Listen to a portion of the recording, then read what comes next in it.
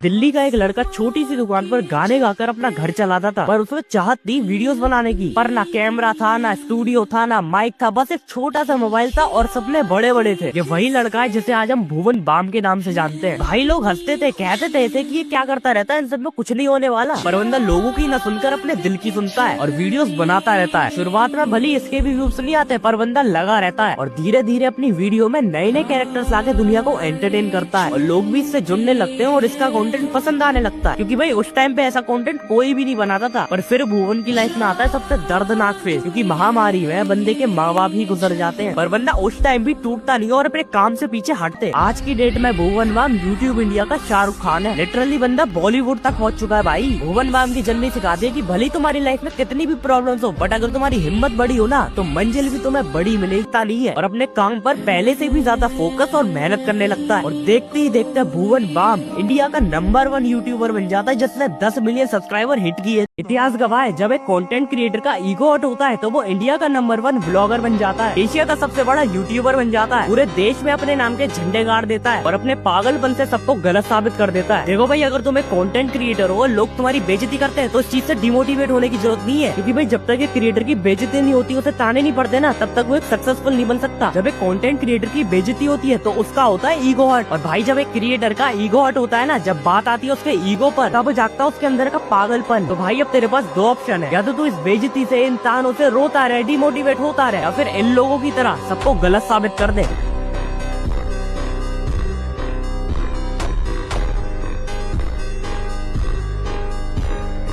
छोटा सा बच्चा आज दुनिया का सबसे बड़ा यूट्यूबर है, जिसे आज हम सब मिस्टर बीट के नाम से जानते हैं। 2012 में जब ये बंदा सिर्फ 13 साल का था, तो उसमें यूट्यूबर बनने का कीड़ा काट गया और वहीं से इसकी वीडियोस बनाने की शुरुआत हुई। और हमेशा की तरह शुरुआत में इसके भी व्यूज कहाँ आने वाले थे भाई, बट बंदा लगा रहता है और मेहनत करता रहता है और ऐसे करते करते लिटरली 5 साल बीत जाते हैं। मतलब यहाँ तुम 50 वीडियो बना के रोने लगते हो कि मेरे व्यूज नहीं आ रहे, मुझे ग्रोथ नहीं मिल रही, और वहाँ उस बंदे को 5 साल बीत गए बट घंटा भी रिजल्ट नहीं मिला भाई। बट इन 5 सालों में बंदा यूट्यूब का एल्गोरिथम अच्छे से समझ चुका था, साथ ही मिस्टर बीट अब कॉलेज में भी आ चुका था। बट उसका पढ़ाई लिखा में बिल्कुल मन नहीं था भाई, और इसलिए सिर्फ 2 हफ्तों के अंदर उसने कॉलेज से ड्रॉप आउट ही ले लिया, क्योंकि उसने ठान लिया था कि मुझे अब सिर्फ यूट्यूबर ही बनना, मेरी पूरी जिंदगी सिर्फ यूट्यूब है भाई। कॉलेज छोड़ने के बाद मिस्टर बीस्ट की मम्मी काफी गुस्सा आई और इसी की वजह से मिस्टर बीस्ट की मम्मी ने मिस्टर बीस्ट को घर से बाहर ही निकाल दिया था भाई, क्योंकि उसकी मम्मी चाहती थी कि मेरा बेटा पढ़ लिख कर कुछ ढंग का बने, ना कि यूट्यूब पे अपनी जिंदगी बर्बाद कर। बट बंदा कुछ दिनों बाद वापस घर आता और अपनी मम्मी को समझाता कि मुझे यूट्यूबर ही बनना और इसलिए अपना करियर बनाना, और उसकी मम्मी भी मान जाती है, जिसके बाद बंदा और भी ज्यादा मेहनत करने लगता है, एकदम पागल हो जाता भाई। और 2017 में इसकी एक चैलेंजिंग वाली वीडियो फट जाती है। इसके बाद ये चैलेंजिंग वाली, ऊट पटांग वाली ऐसी वीडियोस बनाता है जो कोई भी अपने दिमाग में सोच भी नहीं सकता भाई। और वहाँ से इतनी बाप लेवल की ग्रोथ मिलती है कि आज बंदा दुनिया का नंबर 1 यूट्यूबर बन चुका है। साथ ही एकलौता ऐसा यूट्यूबर है जो बिलियनियर है भाई। आज की डेट में सलमान खान जितना एक महीने में कमाता है ना, उससे ज्यादा मिस्टर बीस्ट अपनी एक वीडियो में उड़ा देता है।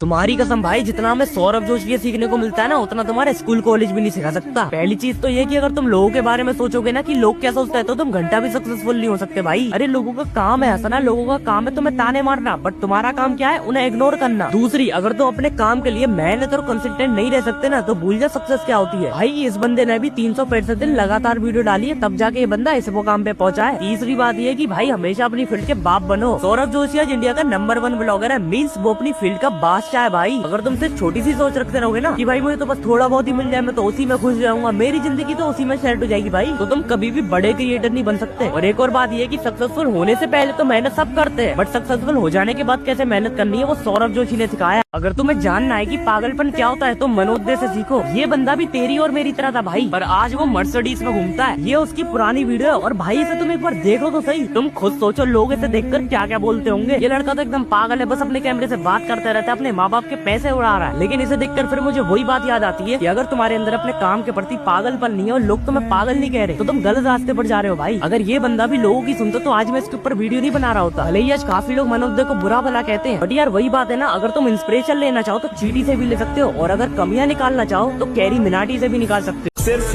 YouTube लाइक्स के लिए सोचो ऐसी गाड़ियां जिनका सपना हम सिर्फ शोरूम के बाहर खड़े होकर देख सकते हैं। ये बंदा उन गाड़ियों के साथ टॉयज की तरह खेल रहा है। क्या इंडिया में ऐसा कोई यूट्यूबर है जो अपने कंटेंट के लिए लग्जरी गाड़ियों को ऐसे तोड़ सके?